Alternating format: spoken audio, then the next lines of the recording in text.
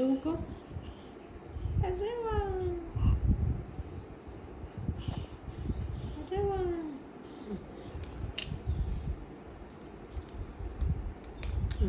దూకో నాన్న, తల దూకో, తల దూకో నాన్న. అరే వా, సూప్. బంగారు తల్లి అప్పుడే తల దూకోవడం ఎలా అని కూడా నేర్చేసుకుంది.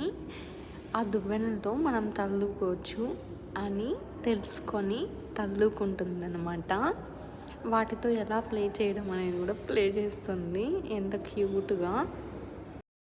అవి కింద పడిపోతే కూడా ఎత్తుకొని ఒక చేత్తో పట్టుకొని ఎంత స్టైల్గా తిప్పుతుందో అసలు. అమ్మ కల్లా చూడు.